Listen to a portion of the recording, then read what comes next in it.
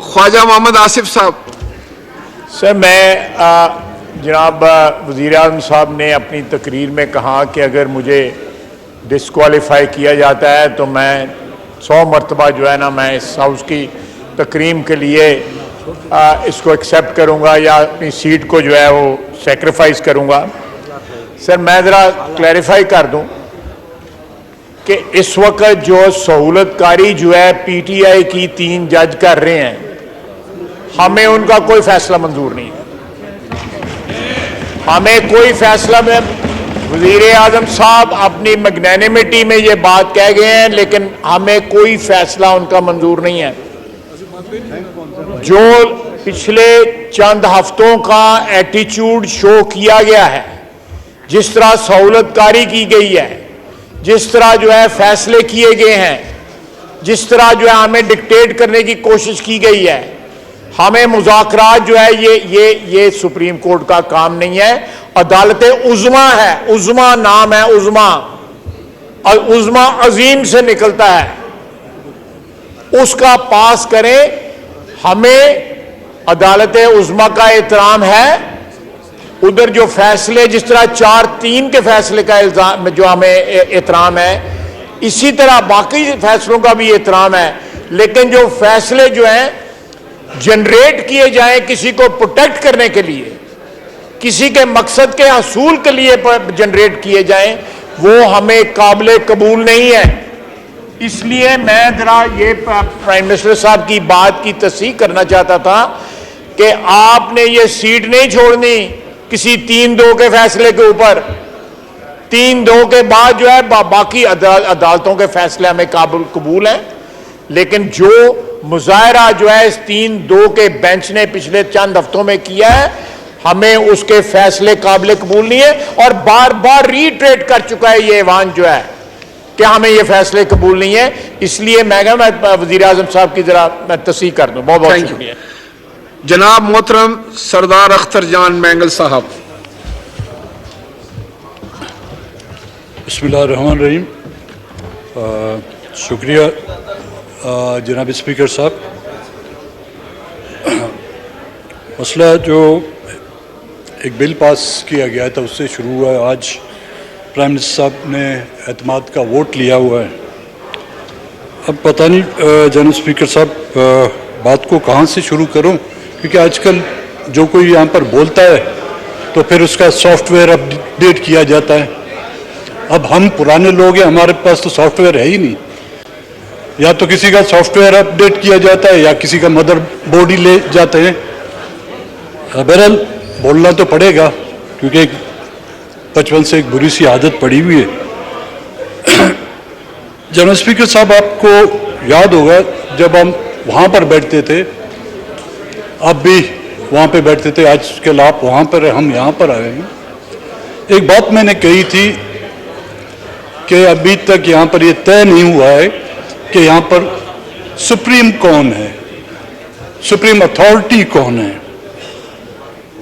اور آپ parliament supreme ہے, عدلیہ سپریم ہے, یا عسکری قوتیں سپریم ہیں, یا کوئی اور قوت ہے جو یہاں پر سپریم ہے. لیکن آج دن تک, اور نہ صرف اس دن سے بلکہ 1947 سے لے کر آج دن تک یہ بات طے نہیں کی گئی ہے کہ یہاں پر سپریم اتھارٹی کون ہے.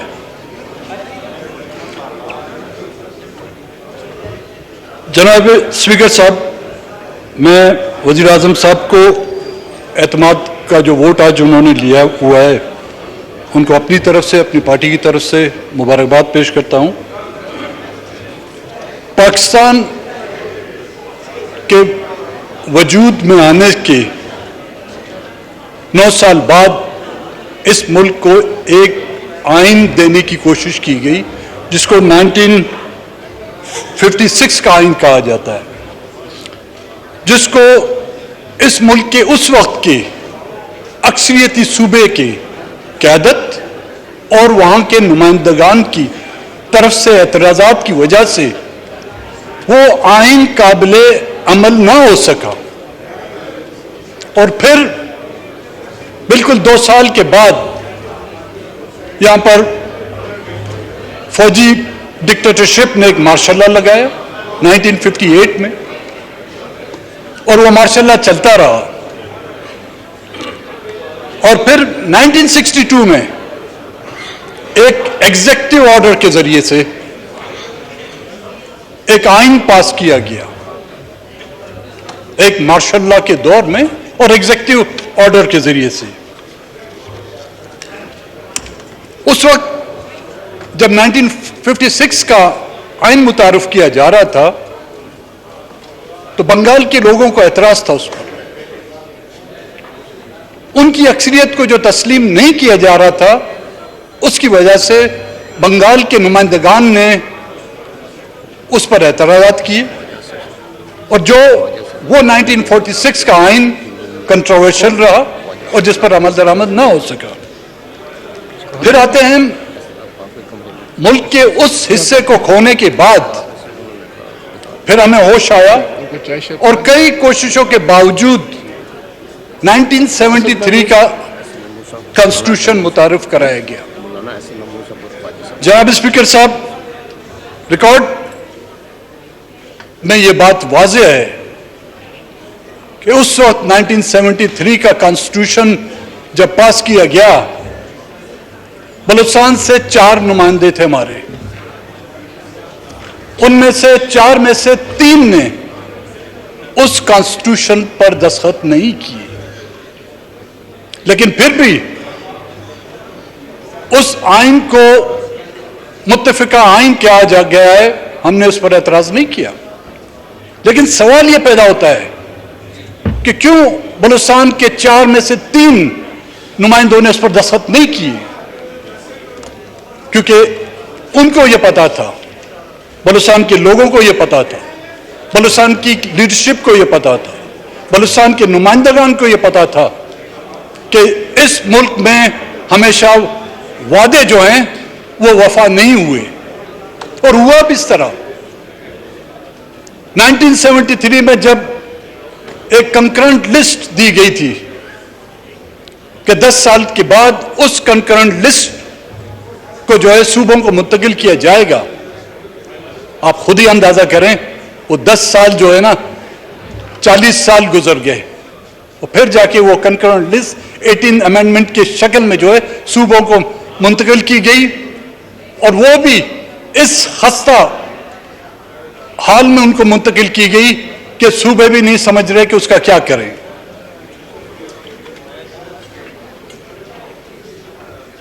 आज भी 2023 में जब उस आइन की सिल्वर और गोल्डन जुबली मनाई जा रही है, यहां पर जश्न मनाए जा रहे हैं, उस वक्त भी 1973 में जब वो आइन मुतारिफ किया गया, यहां पर इस्लामाबाद, लाहौर, कराची में जश्न मनाए जा रहे थे। लेकिन उस वक्त भी 1973 में भी बलूचिस्तान जो है खून आलूद था। और आज के दिन मैं 1973 की 1993 की 2003 की बात नहीं कर रहा हूं, मैं 2023 की बात कर रहा हूं, जब यहां पर गोल्डन जुबली मनाई जा रही है। आज भी बलूचिस्तान वही खून आलूद है, उसमें कोई तब्दीली नहीं आई।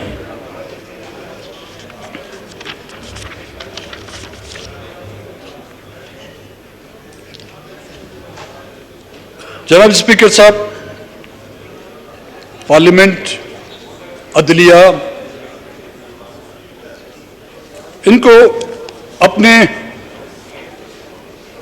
इख्तियारात और अपने दायरे में रहकर अगर फैसले करें, अपने डोमेन में रहते हुए ये फैसले करें, कोई किसी की सुप्रीमेसी को चैलेंज ना करे, तो मेरे ख्याल में ये मुल्क चल सकता है।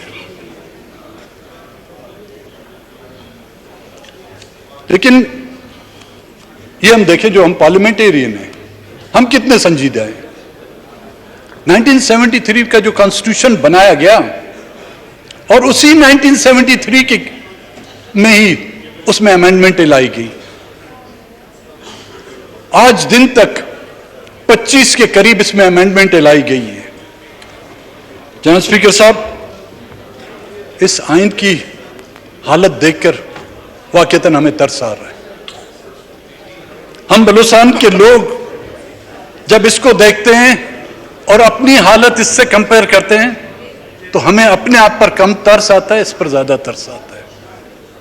اس آئین کو بنانے سے لے کر آج دن تک اس آئین کی کیا حالت کی گئی ہے. یہاں پر 3 جو ماشاءاللہ لگے, ایک ماشاءاللہ جو ایوبی دور میں لگا ہے, اس نے اپنے ہی 1956 کے آئین کو جو ہے نا رونتے ہوئے 1958 میں ماشاءاللہ لگایا. لیکن 1973 کے آئین کو 2 مرتبہ ڈائریکٹلی جو ہے اس پر شپ خون مارا گیا. اور کس کے لیے؟ ملک کی استقامت کے لیے, ملک کے اداروں کو مضبوط کرنے کے لیے نہیں, اپنی اجارہ داری قائم کرنے کے لیے.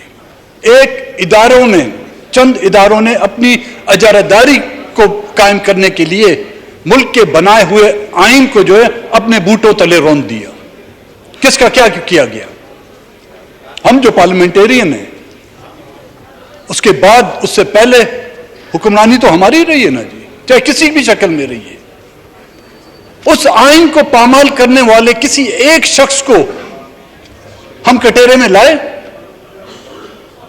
کیا ہماری جو کمیٹیاں ہیں, سب کمیٹیاں ہیں, کسی ایک کمیٹی نے اس آئین پامال کرنے والے یا جنرل سے لے کر سپاہی تک ان کو اس کٹہرے میں لا کے پوچھا کہ تم نے کیا کیا ہے, کس کو خوش کرنے کے لیے کیا ہے اور کس کی امامت پر کیا ہے؟ نہیں.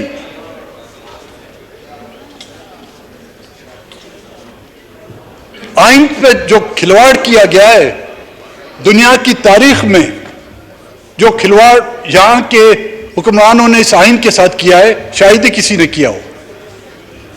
مجھے تو اس آئین کی حالت, اور میں نے کہا بلوچستان کی حالت ایک ہی لگتی ہے. جب ہماری ضرورت بنتی ہے, جب ہمیں اس کی ضرورت پڑتی ہے تو ہمیں یہ آئین یاد آتا ہے. جب بلوچستان کی ضرورت ہوتی ہے تو ہمارے حکمران جب اپوزیشن میں ہوتے ہیں تو اتنے موٹے موٹے آنسو بہاتے ہیں. جب وہ حکومت میں ہوتے ہیں تو وہ بلوچستان کے لوگوں کو کے آنسو بہاتے ہیں. اور یہی ہوتا ہے اس آئین کے ساتھ. اس آئین کا حلف ہم بھی لیتے ہیں. اس آئین کا اوتھ یہاں کے عدلیہ کے جو ججز ہیں, سپریم کورٹ سے عالیہ عدلیہ سے لے کر لوور کورٹ تک, وہ اس کا حلف اٹھاتے ہیں. جنرل اسپیکر صاحب, آپ, ہمارے پرائم منسٹر, ہمارے وزراء, ہمارے chairman senate, deputy chairman senate کے اراکین, اعلیٰ فوجی قیادت, فوج کے سپاہی بھی اس آئین کا حلف لیتے ہیں. لیکن سب سے پہلے ہی اس آئین کی جو پامالی کرتی ہے, عام لوگ نہیں کرتے اس آئین کی پامالی. عام لوگ تو ایک ٹریفک سگنل کی خلاف ورزی کرتے ہیں تو اس کو جیل جانا پڑتا ہے. لیکن ہم اور آپ, ہم جو ہے نا بالکل اس سے, اس کی جتنی بھی ہم خلاف ورزی کریں ہم پر اس کا کوئی اثر نہیں ہوتا.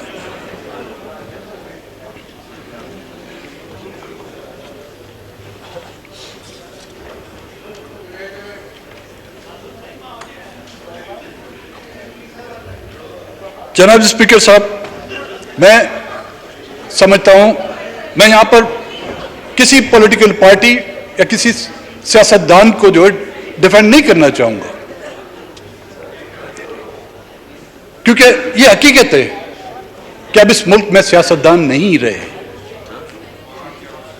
جو سیاستدان تھے یا تو ان کو فزیکلی ایلیمنیٹ کیا گیا, یا تو ان کو اتنا مایوس کیا گیا ہے کہ وہ سیاست کے نام سے جو ہے بیزار ہو گئے ہیں.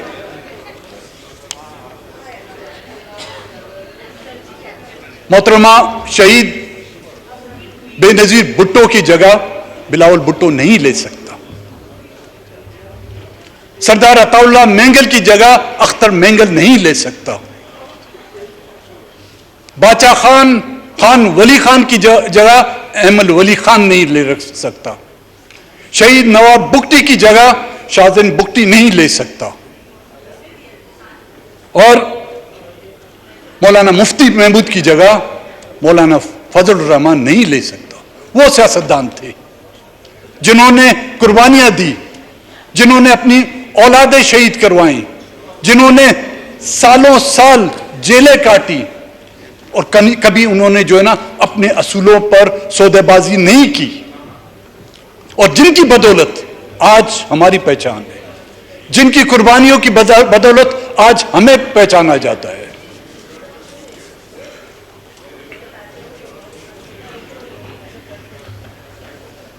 और हमें इन अदवार में हमें मिला क्या? पॉलिटिकल गवर्नमेंट है अपनी जगह, जो 3 मार्शल लॉ लगे हैं, एक मार्शल लॉ ने तो आपके मुल्क का एक बड़ा हिस्सा हमसे गंवा दिया, उसकी कभी पूछ-गुछ की गई? लाखों बंगालियों का कत्लेआम किया गया, हजारों बंगाली औरतों की जो असमत दरी की गई, कभी किसी ने हमने उनसे पूछा कि क्या उन औरतों की असमत दरी, क्या उन बंगाली बेगुनाह बंगालियों का कत्लेआम किसी इस्लाम की तबलीग के लिए किया गया था? नहीं, सिर्फ अपनी रिट कायम करने के लिए, और यह कहना कि हम उन्हें ऐसा मारेंगे कि उनको पता नहीं चलेगा। और वो उन्होंने अपनी रिट कायम की, और हमने और आपने और इस मुल्क की अदलिया ने, चाहे उसमें वो जस्टिस मुनीर का नाम हो या किसी और जस्टिस का नाम हो, उन्होंने उनके उस गैर आईनी अमल को आईनी स्टैंप लगा के उनको आईनी शक्ल दी। और हमने और आपने उन जजेस को सामने जाकर उनके खड़े होकर सर झुकाकर उनको माय लॉर्ड का खिताब दिया। हमने उनसे पूछा नहीं कि किस आइन के तहत तुमने जो है उस मार्शल लॉ को लीगल करार दिया, किस आइन के तहत बलूचिस्तान में और बांग्लादेश में कत्ले आम होने वाले उस खूनी दौर को जो है ना आपने जायज करार दिया। नहीं, हम तो इसी दौर में लगे रहते हैं कि वो कुर्सी कब खाली हो।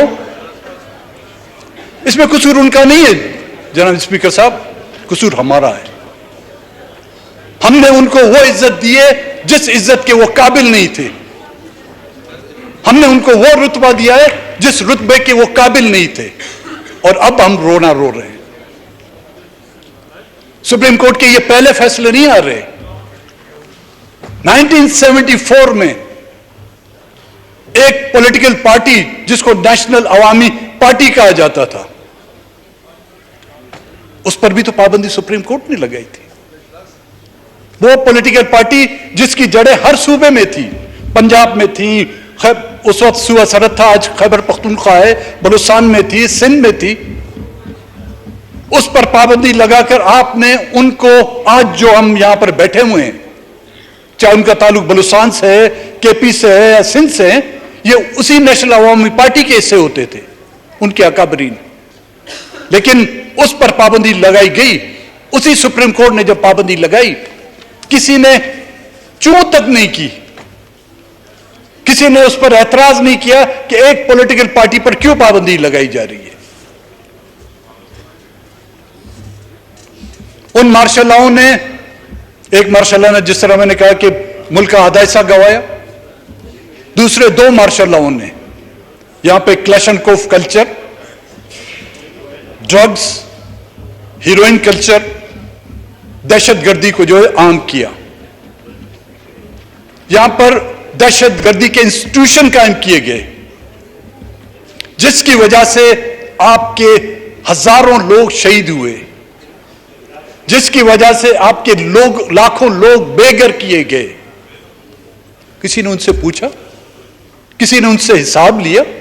आपसे, आपका तो एहतसाब होता है, हमारा एहतसाब होता है, यहां पर मियां शहबाज शरीफ का एहतसाब हुआ, जरदारी साहब का एहतसाब हुआ, यूसुफ रजा गिलानी साहब का एहतसाब हुआ, हम सबका एहतसाब हो रहा है। लेकिन क्या چند ڈالروں کا احتساب ہو سکتا ہے, چند اربوں کا احتساب ہو سکتا ہے. ملک 2 لاکھ ہوتا ہے, اس کا کوئی احتساب نہیں. کسی کا بچہ, کسی کا بیٹا, ایک اولاد اس کے سامنے, اس کے ماں باپ کے سامنے جب اس کو گولیاں مار کر اس کو چھلی کیا جاتا ہے, اس کا کوئی احتساب نہیں. جناب اسپیکر صاحب, اسلام آباد ہائی کورٹ نے ہمیں کوئی ذمہ داری دی تھی, ایک کمیشن بنایا گیا تھا فار مسنگ پرسن, جو پاکستان کے مختلف جو تعلیمی ادارے ہیں اس میں بلوچستان سے تعلق رکھنے والے اسٹوڈنٹس کو جو ہراساں کیا جا رہا ہے اس پہ. اور وہی کمیشن جب ہم کوئٹہ گئے, لوگ اسی آسرے میں کہ شاید یہ کمیشن ہمارے مسنگ پرسن کو بازیاب کرائے, تو لوگ, ایک شخص آیا تھا وہ روتا ہوا گڑ گڑاتا ہوا کہ 2009 میں اس کا بیٹا جو ہے اغوا کیا گیا ہے. اس نے روتے ہوئے گڑ گڑاتے ہوئے کہا کہ کوئٹے تک آنے کے لیے اس کے پاس پیسے نہیں تھے. اس نے اپنے گھر میں جو موجود برتن اور ایک پرانا سا فریج بیچ کر وہ کرایہ کر کے صرف اپنی درخواست جو ہے وہ جمع کرنے کے لیے کوئٹہ پہنچا تھا. یہ عدلیہ جو کہتے ہیں ایک ہاتھ میں ترازو ہے اور آنکھوں پہ پٹی ہے, وہاں پر واقعی وہ کالی پٹیاں باندھی ہوئی ہیں. اس باپ کا درد ان کو نہیں آتا, اس ماں کی چیخ و پکار, جو ماں اور باپ, جو بیٹی کوئٹہ سے لے کر کراچی تک پیدل لانگ مارچ کرتی ہوئی آئی, اس عدلیہ کو وہاں پر 100 موٹو لینا جو ہے گوارا نہیں ہوا. ایک بیٹا جس کی عمر 9 سال تھی, وہ کوئٹہ سے کراچی اور کراچی سے اسلام آباد پیدل چلتا ہوا تھا, جس کو بین الاقوامی میڈیا نے اس کو ہائی لائٹ کیا, لیکن ہماری عدلیہ, ہمارے نمائندگان سمون بکمون اور کچھ نہیں. آنکھوں پر پٹیاں باندھی ہوئی ہیں, ہونٹوں پر تالے لگائے ہوئے ہیں. جب میڈیا نے ان کو ہائی لائٹ کرنے کی کوشش کی تو اس میڈیا کے ممبران کو, حامد میر کی مثال آپ کے سامنے ہے, کراچی میں 6 گولیاں تو ماری, وہ بدبخت پسٹل میں 6 ہی گولیاں تھیں, اگر 12 ہوتی تو وہ 12 ہی مار دیتے اس کو بیچارے کو. لیکن کسی نے کوئی ایکشن نہیں لیا. نہ ہی وہ شہداء جو اس دہشت گردی کے عالم میں مارے گئے ہیں, کسی نے ان کی حال پرسی کی؟ کوئی ان کے گھر گیا کہ تمہارے دن کیسے گزر رہے ہیں, تمہارے بچے کیسے پڑھ رہے ہیں, ان کو 2 وقت کھانے کے لیے روٹی ہے نہیں ہے؟ نہیں. اس عدلیہ نے بھی اس کا نوٹس نہیں, نہ حکمرانوں نے اس کا نوٹس لیا, نہ عدلیہ نے اس کا نوٹس لیا. جو ناردرن ایریا میں جو آپریشن کیا گیا, جو لوگ اس آپریشن کے وجہ سے اپنے علاقے چھوڑ کے چلے گئے, جناب اسپیکر صاحب, اپنا گاؤں, اپنا علاقہ, اپنا ملک چھوڑنا کوئی آسان بات نہیں. وہ بہت مجبوری کے تحت وہاں سے ان کو دھکیلا گیا, لیکن ان کی آباد کاری کے لیے کیا کیا گیا؟ ان کو واپس, ہر حکومتوں نے ان سے وعدے کیے کہ ان کی آباد کاری کے لیے جو اقدامات کیے جائیں گے. جو بچے کچے, بمباری سے بچے کچے جو گھر تھے, کھنڈرات, آخر میں جو ان کو بھی ملیا میٹ کر دیا. لیکن اس کے بدلے میں کئی لوگوں نے جو ہے مال و دولت کمائی. اندرون ملک اور بیرون ملک وہ ڈالر جو دہشت گردی کے لیے استعمال ہونے تھے خلاف, اس کے عوضاً انہوں نے جاگیریں لی, انہوں نے یورپ میں, آسٹریلیا میں جو جزیرے لیے, انہوں نے بڑے بڑے مینشن لیے. کہیں نا اس عدالت کو, اس پارلیمنٹ کو میں گزارش کرتا ہوں, ان کو بلائیں کہ یہ جزیرے آپ نے کہاں سے خریدے, یہ کون سے پنڈ کی زمین تھی جو بیچ کر تم نے جو ہے آسٹریلیا میں جائیدادیں خریدی. یہ ہم نہیں پوچھ سکتے. اگر ہم یہ نہیں پوچھ سکتے تو میرے خیال میں یہ وہی ड्रामे हम कर रहे हैं जो बचपन से हम देखते आ रहे थे, कि मुझे तो वही ड्रामे लग रहे हैं। एक जमाने में ख्वाजा साहब ड्रामे चलते थे डैलस के, जो खत्म नहीं होते थे, डायनेस्टी के ड्रामे चलते थे, ईस्ट एंडर के जो ड्रामे थे, जनरल स्पीकर, मैं यूके में होता था, उसमें देखे तो वो छोटे जो बच्चे थे, अभी मैं गया वो अभी तक चल रहे हैं, वो बूढ़े हो गए हैं, लेकिन वो स्टोरियां नहीं बदलती। यहां पे भी हम बच्चे थे, पाकिस्तान का हालत वो देख रहे हैं, अब हम भी बूढ़े हो गए हैं, आधी एक टांग हमारी कब्र में, एक बाहर है, लेकिन पाकिस्तान के हालात जो वो नहीं बदल रहे, क्योंकि सुप्रीम ना आप हैं, ना प्राइम मिनिस्टर है, ना जुडिशरी है। मैंने उस दिन भी कहा था ये चाय ही सुप्रीम है।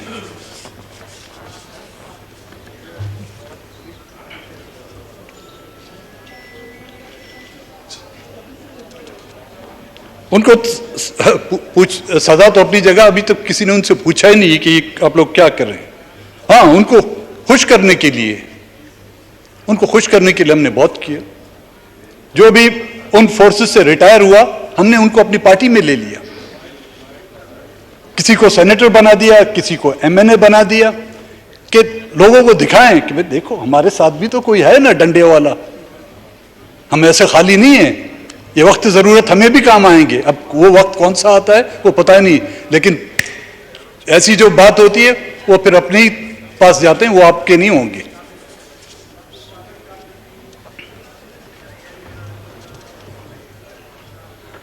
पीसीओ के जजेस को हमने एहतराम दिया, और इससे ज्यादा क्या होता।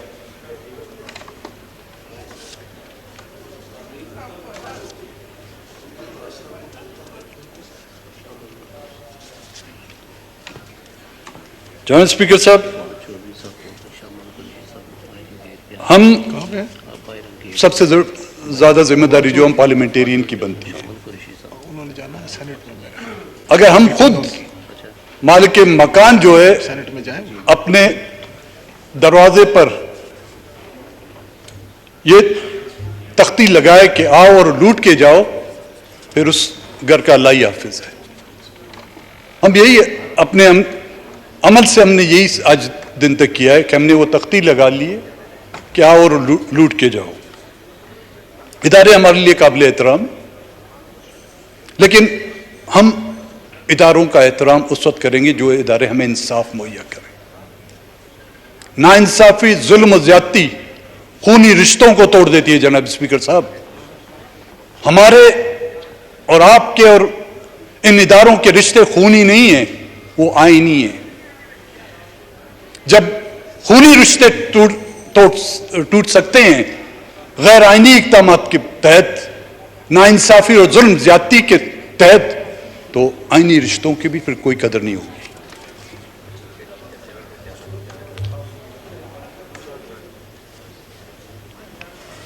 आधी रातों को तो आप अदालतें लगाते हैं, आधी रातों को जो है ना कोर्ट के जो स्टाफ को नींदों से बेदार कर कर सो मोटर लेते हैं, लेकिन कभी उन आधी रात में सुलगती हुई उस माँ की चीख व पुकार को भी तो सुने। प्राइम मिनिस्टर साहब तो मौजूद नहीं है आज, उन्होंने एतमाद के 180 वोट उनको मिले हैं। मेरी ये गुजारिश होगी उनसे कि कम से कम 180 लोग जो मिसिंग है उनको तो बाजियाब करके, जितनी खुशी आज आप लोगों ने डेस्क बजा के यहाँ पर की है, शायद इतनी खुशी बलूचिस्तान में या मुल्क के दीगर हिस्सों में, चाहे कराची से उनका ताल्लुक है या किसी और इलाकों से, उनके दिलों में भी इतनी तो खुशी आनी चाहिए। बड़ी नवाजिश।